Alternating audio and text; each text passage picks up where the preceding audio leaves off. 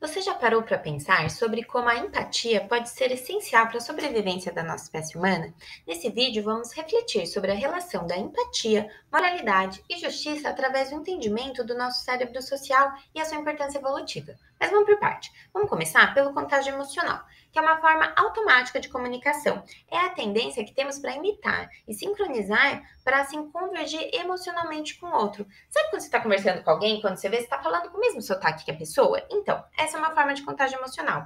E ele vai evoluir para a empatia, que possui dois componentes: o componente afetivo, que é o compartilhamento de emoções, e o componente cognitivo, que é a tomada de perspectiva ou ponto de vista do outro. E a origem do mecanismo pelo qual a empatia se desenvolve é pela habilidade de detectar pistas do contexto que estamos inseridos. Se o ambiente é hostil, ou se o ambiente é seguro.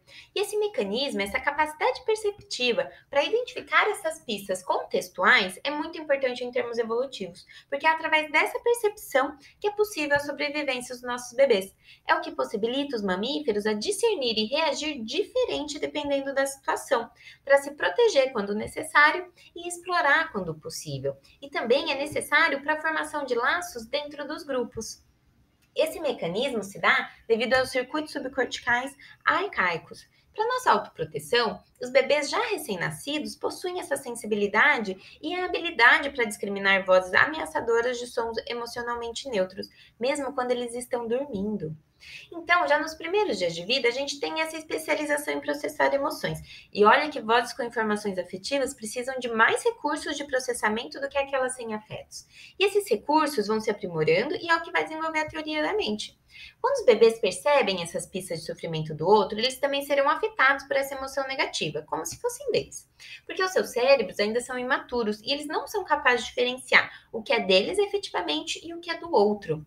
O componente afetivo da empatia, então, aparece antes do que o componente cognitivo. A gente pode ver pelos bebês que ficam incomodados assim que o outro bebê começa a chorar. E aí ele também começa a chorar. E o seu choro alcança o mesmo nível de sofrimento que o bebê que iniciou o seu choro. Esse compartilhamento emocional é parcialmente sustentado pelo sistema do neurônio espelho.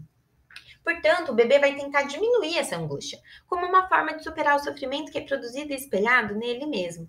Então, essa forma primitiva de egocentrismo é a precursora dos comportamentos morais. É essa forma de empatia afetiva que vai, com o tempo, se tornar a empatia pela dor do outro. Os mamíferos que aprenderam a ser afetados pelas necessidades dos outros têm a capacidade maior para detectar as necessidades das suas próprias crias. E assim eles promovem mais segurança do que aqueles mamíferos que são indiferentes a essas pistas. As pesquisas que levam em conta os níveis de empatia parental fazem uma associação entre a disponibilidade parental e o funcionamento neural da criança no seu desenvolvimento. Uma pesquisa com bebês de 6 a 10 meses mostrou que eles já faziam escolhas de personagens pró-sociais e tinham aversão aos comportamentos antissociais.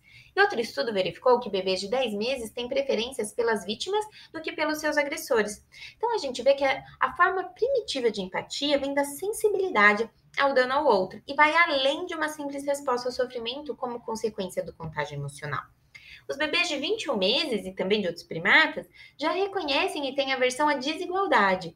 Isso nos leva a entender que a avaliação moral e o comportamento pró-social já estão interligados.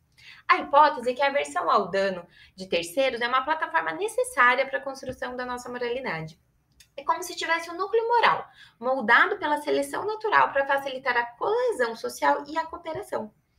E se a gente levar em conta os comportamentos de ajuda, podemos supor que a noção de justiça se desenvolveu a partir de pressões ambientais, onde a cooperação é necessária para fins de sobrevivência. Esse vídeo foi produzido baseado no seguinte artigo: